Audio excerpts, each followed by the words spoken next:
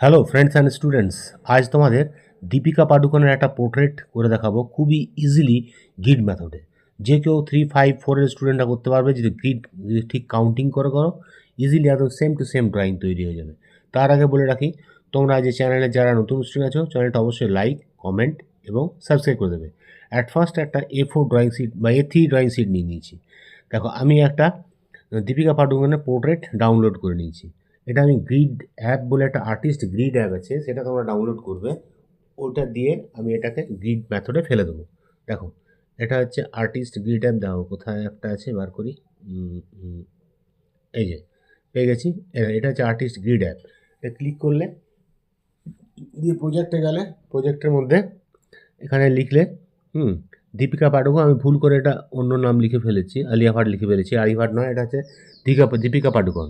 ওটা লিখে এটাকে পোর্ট্রেটে ক্লিক করলে, পোর্ট্রেট ক্লিক করার পর এটাকে A3 সাইজ দিলে, ঠিক আছে, দিয়ে গ্রিড অ্যাপ দিয়ে দিলে বাস, দিয়ে ছবিটা সিলেক্ট করো।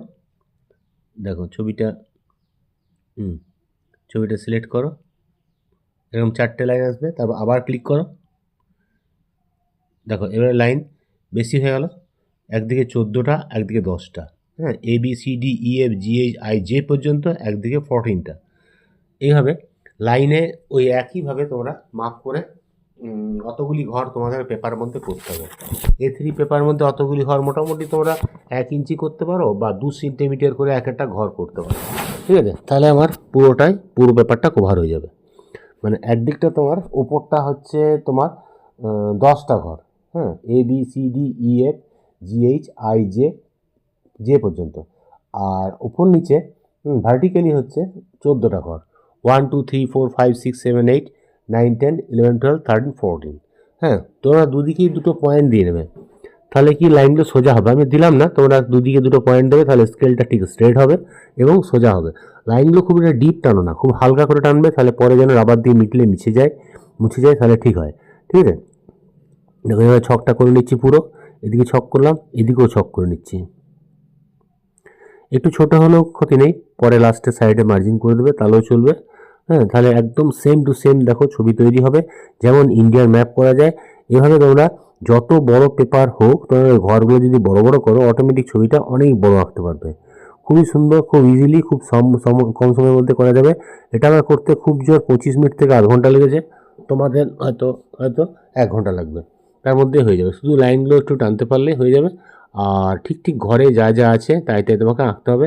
যে ঘরে যে পোর্শন যে যতটা ভাবে আঁকা আছে ঠিক তোমাকে, আমি ধর এরকম জায়গায় গুনে নিলাম, এদিকে 3টে ঘর, এদিকে 3টে ঘর দিয়ে এখানে মাথার কপালটা শুরু হয়েছে, ঠিক সেভাবে আঁকছি। ঠিক আছে, এভাবে হালকা করে প্রথমে আমি পেন্সিলে পুরোটা এঁকে নিচ্ছি, তারপর এটা মার্কার দিয়ে ডিপ করে দেবে।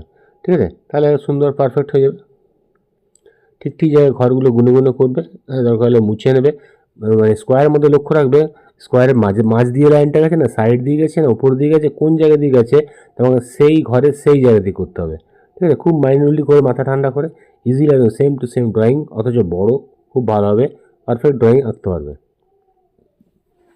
শুধু একটু টাইম লাগে, কিন্তু যে পারফেক্টনেসটা তোমার হবে সেটা নর্মাল পেন্সিলে বা কোনোভাবে করা যাবে না। এটা খুব সুন্দর পারফেক্টভাবে করা যাবে।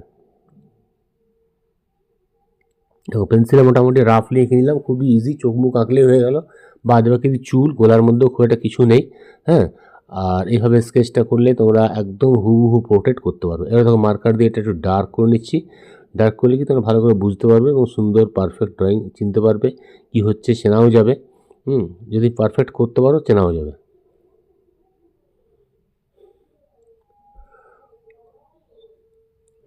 দেখো চোখগুলো হয়ে গেল।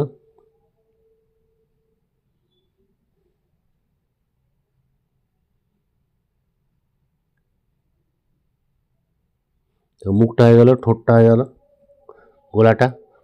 আগে তুমি হালকা একটু করে নিয়েছি, তারপর এটাকে মার্কার দিয়ে ঠিক ঘরে ঘরে ঠিকভাবে ডিপ করে দিচ্ছি।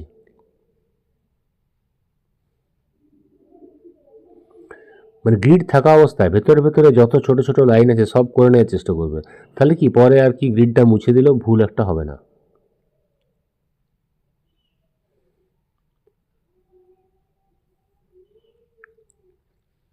পরে পরিষ্কার করে গ্রিডটা মুছে দেবে। মেনলি ফেসের মধ্যে গ্রিডটা মুছবে, চুলের মধ্যে না মুছলে হবে, চুলটা তো ব্ল্যাকই হবে, ওটাতে আমাদের বোঝা যাবে না।